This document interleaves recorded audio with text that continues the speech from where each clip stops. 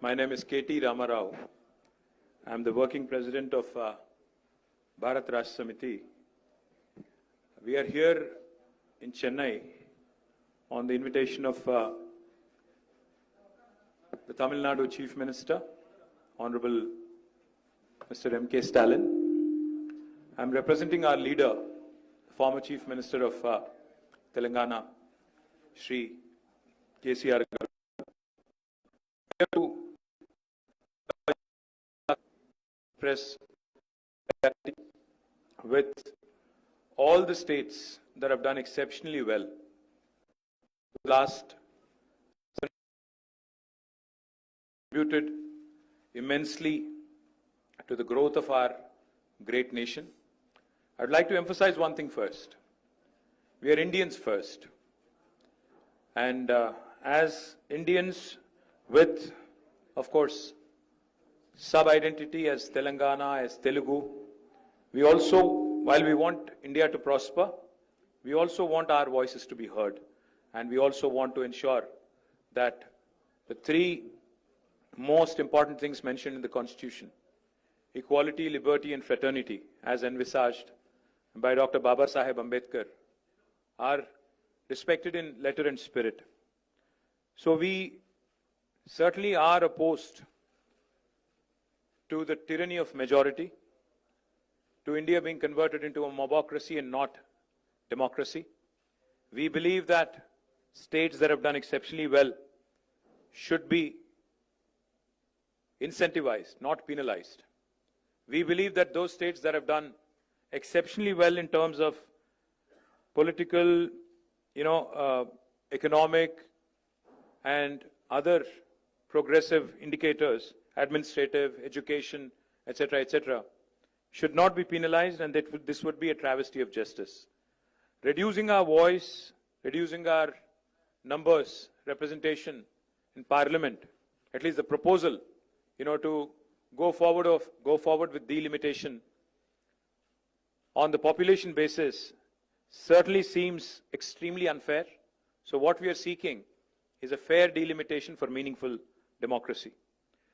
While any federal government if it were to perform in a truly federal spirit, they should be encouraging high-performing states.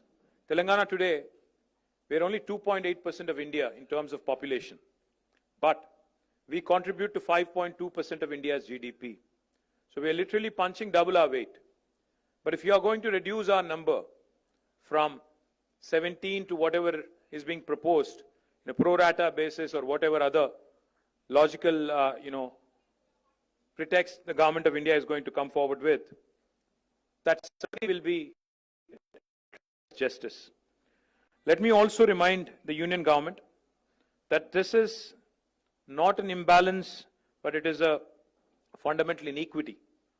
Because political and fiscal centralization, is not going to help India emerge a superpower. If India truly has to break its shackles and become an economic superpower, a cultural superpower, a social superpower by 2047, 100 years after completion of independence, then I do believe that we have to remember one simple thing. Stronger the states, stronger the country. Cooperative federalism should be the order of the day, not coercive federalism. Cooperative federalism will make India a superpower, not coercive federalism. The union government should play the role of a big brother. The union government should play the role of a big brother, not become the big boss, dictating and making progressive states regret their progress. Let me also quickly say that if we do not speak now, some people are questioning why now, the process has not begun, etc. The fact, unless you start championing the cause of the underdog, which in this case will be South India, I think we'll be doing a great disservice to our future generations. History will not forgive us if we don't speak up now. This is the time to speak, because discrimination against South Indian states is not new. Both national parties have done that in the past. I'm not going to elaborate on that. But now this seems to be adding insult to the injury.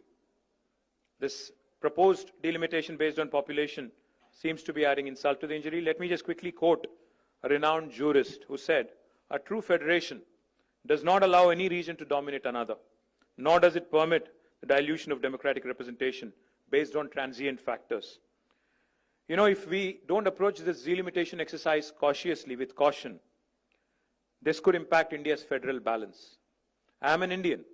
I love this country, and I truly cherish every minute of being an Indian. But I also do feel that a strong country, like I said, should also mean voice for the oppressed, voice for the marginalized, voice for everybody, irrespective of whether you're from Manipur or from Uttar Pradesh, irrespective of the size of the population in your respective state. India is not a collection of administrative units, but India is a pluralistic, ethno-linguistic union of states as enshrined in the Constitution. We are not against money being given to states. We are not against money being given to laggards. We are against hegemony. We are not against money being given to laggards. Let me remind you, I do understand that fiscal contribution alone cannot, determine how we should be moving forward. India's democracy should be built, we believe, as Bharat Rashtra Samiti, on progress, on governance and economic contribution, and not just population. Population alone cannot be the criteria for delimitation. A fair system should reward progress and encourage development. In fact, I'd go one step forward. It should empower those who are driving the growth, not silence them.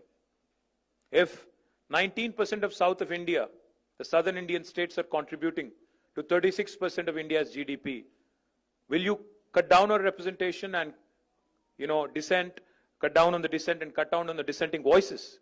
Is that the strategy of Government of India? Let me also add, there have been past experiences which have been bitter. So while Government of India, while the Union Home Minister says it would be pro rata, there would not be any reduction in seats in South of India, let me say one thing. No reduction in South of India, Southern Indian seats, does not mean no increase in North Indian seats. Let me remind you that. There may not be a reduction in South India, but it is disproportionate increase in North Indian seats, which again will mean that essentially 4 or 5 states will determine the future of this country, future politics, future policies, future fiscal devolutions, everything. Future life of a citizen of India will be determined by 4 or 5 states, and that is certainly not acceptable.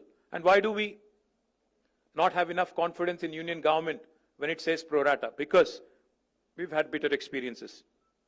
11 years ago, when Telangana was formed as a state, we were promised by Indian Parliament that delimitation will happen within the state of Telangana.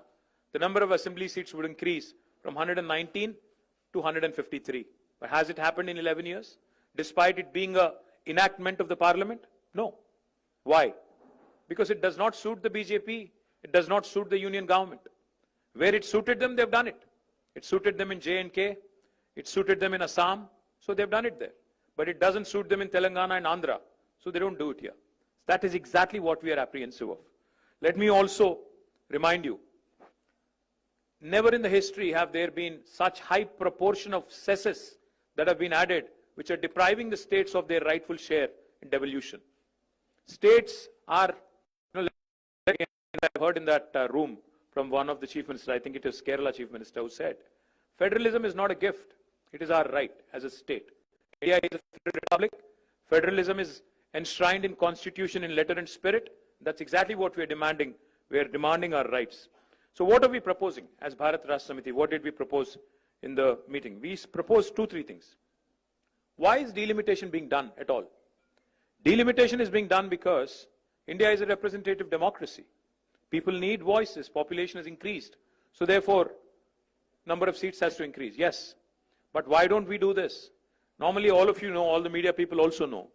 A first point of call for a citizen when there is a problem is possibly the local MLA, if not the local corporator or local sarpanch. It could be the local assembly constituency representative.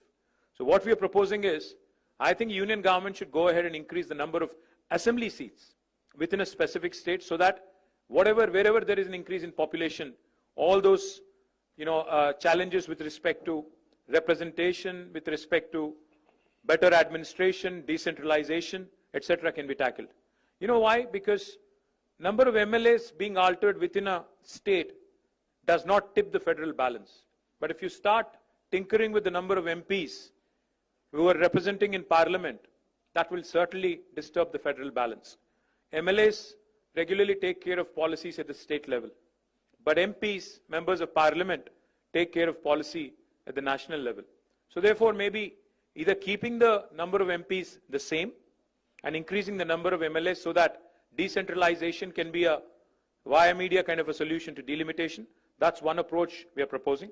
Or secondly, if you're increasing the number, if you are determined to increase the number of seats, then what we are proposing is maybe take the national average growth rate or maintain the same proportion for every state.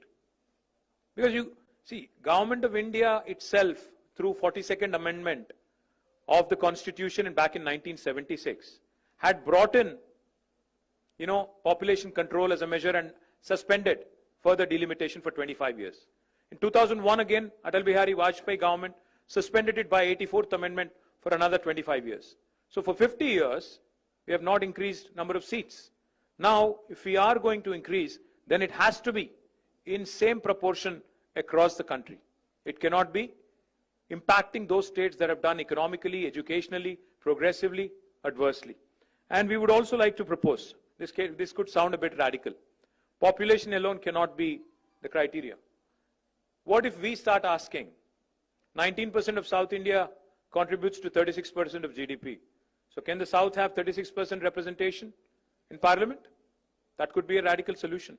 Why population alone should be the criterion for delimitation? Why not fiscal contribution? Why not development? Why not progress? So we are certainly keen to see what the Government of India would eventually say, but all in all I would say is, once again, before I sum up, India has just completed 75 years of existence. Our national leadership should ideally strive to heal old wounds, not create new ones, not unnecessarily create ruptures in this Indian polity, which is already very diverse, very heterogeneous. As a renowned scholar and statesman once said, the federal structure of India must ensure that no state, however small or large, feels neglected in governments. You could be Manipur, you could be Uttar Pradesh. You should not feel neglected, or you should not feel left out. That's exactly what we are demanding. And once again, I'd like to repeat, if India truly has to become a superpower by 2047, the order of the day is cooperative federalism, not coercive federalism. Jai Telangana, Jai Hind. Thank you. నేనేం చెప్పాను అంటే భారతదేశంలో 1976లో ఆనాటి అప్పటి ప్రభుత్వం 42వ రాజ్యాంగ అధికరణం ద్వారా సవరణ ద్వారా వారు ఆనాడు నంబర్ ఆఫ్ సీట్స్ మీద రెస్ట్రిక్షన్ పెట్టారు. ఇప్పుడు మళ్ళీ ఏ రాష్ట్రాలు అయితే జనాభా నియంత్రణ పాటించాయో, కుటుంబ నియంత్రణ పాటించాయో వాటిని పనిష్ చేసే విధంగా వ్యవహారం చేస్తామంటే ఇది సరికాదు, ఇది మంచిది కాదు, దేశానికి మంచిది కాదు. అందుకే ఇతర ఫ్యాక్టర్స్ కూడా తీసుకోండి. ఫర్ ఎగ్జాంపుల్ నేను అన్నట్టు జీడిపి కాంట్రిబ్యూషన్ తీసుకోండి. తెలంగాణ ఓన్లీ 2.8% పాపులేషన్ భారతదేశంలో, కానీ జీడిపి పరంగా చూస్తే మన కాంట్రిబ్యూషన్ 5.1, 5.2%. సో మరి ఆ లెక్కన తీసుకుంటే సౌత్ ఇండియా మొత్తం కలిపి 36% జీడిపి కాంట్రిబ్యూట్ చేస్తుంది భారతదేశంలో. సో ఆ లెక్కన ప్రపోర్షనేట్ గా చూస్తారా? కేవలం జనాభాను ఎట్లా తీసుకుంటారు? ఏ రాష్ట్రాలైతే కుటుంబ నియంత్రణ పాటించలేదో, భారతదేశ హితాన్ని అనుసరించి పనిచేయలేదో వాళ్ళకెట్లా వాయిస్ ఇస్తారని అడుగుతున్నాం. Thank you.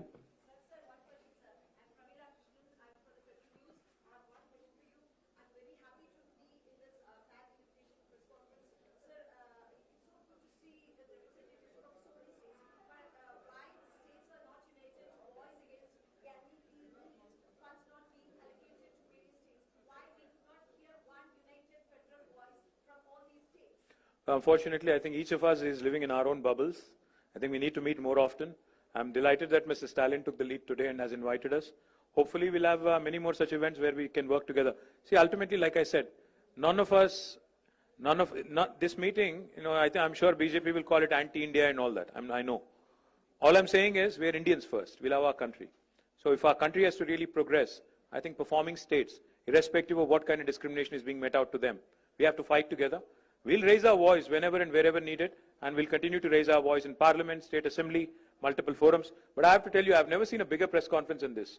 I already feel like a rock star today, but thank you.